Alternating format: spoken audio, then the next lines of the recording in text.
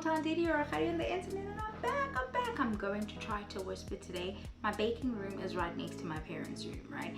They always complain that I'm loud. I just got done baking because I put my pans in the oven after load shedding, and I was load shedding from 9 to 11, so it's now a little after 1 because I started baking at 11, and I'm like, I gotta sit down and talk about this. I'm gonna show you guys the time. I'm like the influencer girls now. Oh, it's not entering, guys. Do you see? I don't care. Why am I down here? I need for us to talk about the fact that the girls are lending and borrowing and going in debt for some bubbles. We're sipping on bubbles today on purpose because we're talking about it. I literally was like to my brother, go get me the cheapest bottle of anything that looks like it's bubbles, and we're gonna sit down and have this chat because it was so interesting to me.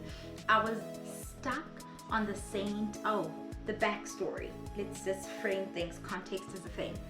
So this morning I woke up. The morning it's November 2022, and this happened yesterday. So this was, I put my cover on backwards. This is happening. This is annoying. Not very organized or put together, is it? It's the 8th today, so the 7th, Monday the 7th November. I wake up, this club in Cape Town, Saint Lounge, Michali posted them a week ago talking about how they're one of the brands or establishments that hadn't settled some invoices that they had with her, and they pinned a post showing that they had made the payment. I don't know if this is after the fact or what had happened, but then I was like, then I wake up this morning, I see that they are now trending for employing Michali tactics, and that is putting some of the people who club there on essentially on notice of being put on blast or on blast, but I think it was on notice to be put on blast before they actually did blast these dudes, right?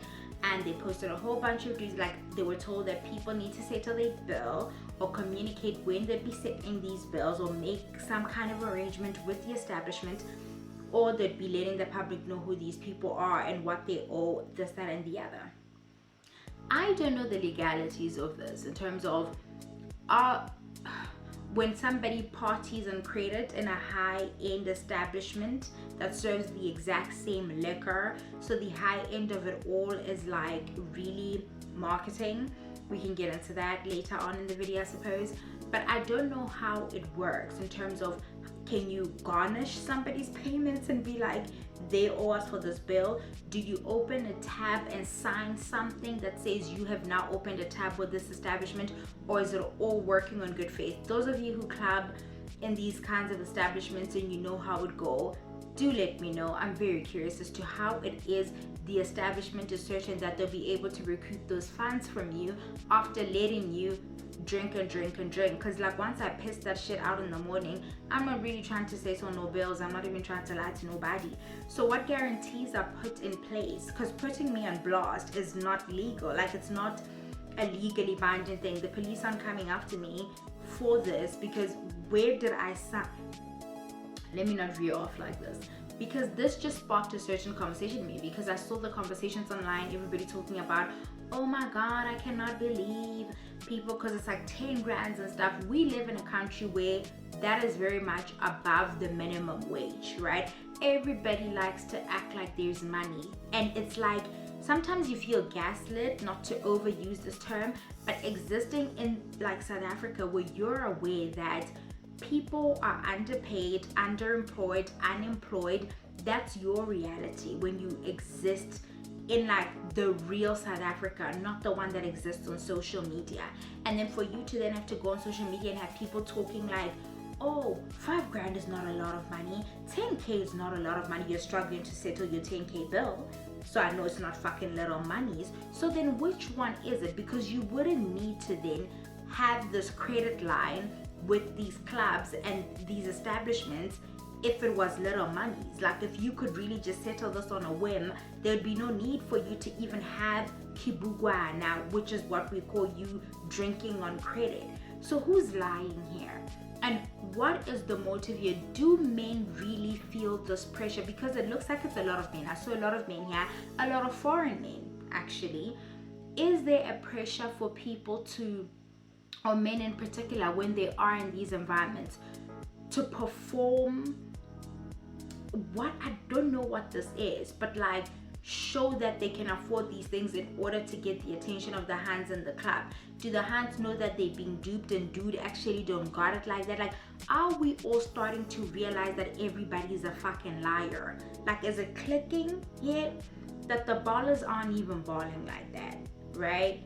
The girls also use their last monies to buy that fit from Mr. Price. It's like, what is all of this for?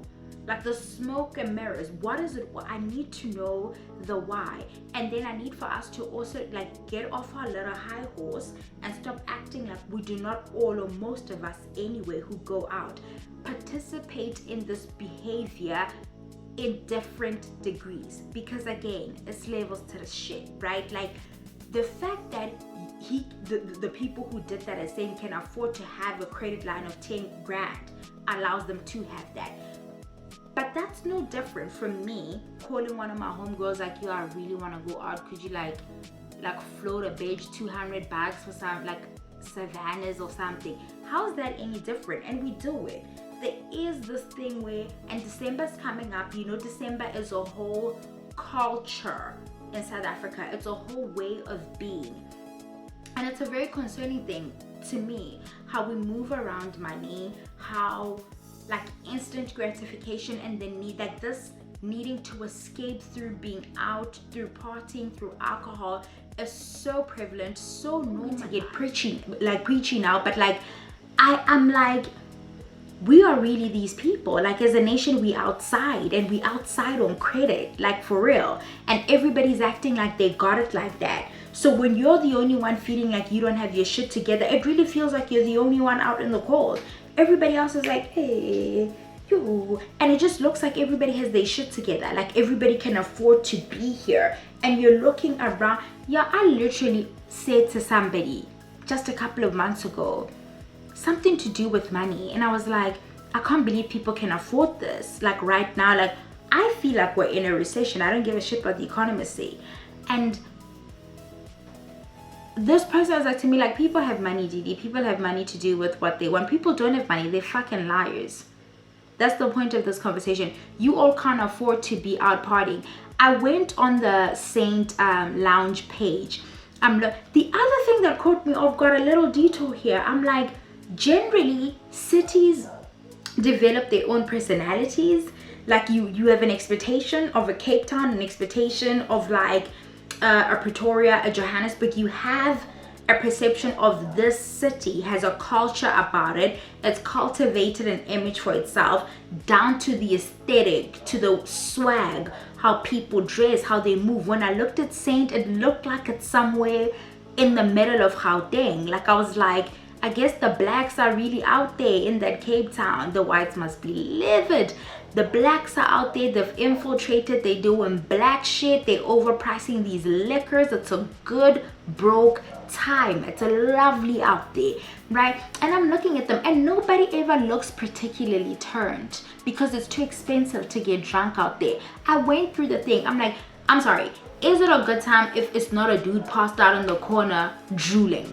No, nobody ever looks particularly drunk because getting drunk looks expensive. And I'm not encouraging people to get sloppy drunk, but like people who club over a particular age, and those are those reckless years where we drink like crazy and we're like slurring our words and we're trying to like drunk dial our exes. I'm calling Taba, friend, I love him, I miss him, because you just had one too many shots, you know. But like at Saints, like the hands are just holding on to like a glass of bubbles. You don't even know how long they've been holding on to it. I bet you by the time she has to leave the club, if she made the mistake of tilting a glass and pouring it a little bit over, that shit will melt through to the fucking bone. It's hot as lava. She's been holding that fucking glass for so long because the shit is so pricey out there.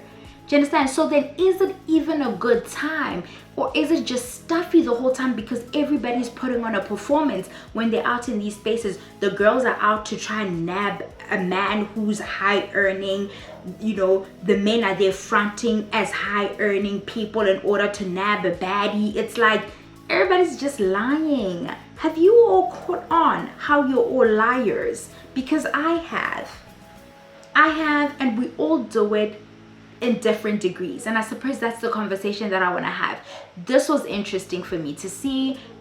When I went through the same page and I was clicking on the dudes, because it's mostly guys that they had tagged that had not settled their bills. You go on their pages and these dudes are clearly hustling. They clearly just like on their grind. You know, the bottles in the club is clearly a grift to try and fit the image. Really reminds me of that image of Jay-Z holding up his chains when he had just made like his first like $100,000 or whatever it was, versus him now essentially as a billionaire or wherever he ranks in this capitalist money accumulation fuck everybody scale, where he's just this dude. Like he no longer feels the need to perform his wealth or wear his wealth, and it's because he's really got it like that now. So when I saw it, I'm like, I guess nothing, like the game has not really changed, right? The young men are still feeling the pressure to show up looking a certain way because they feel it communicates a certain message.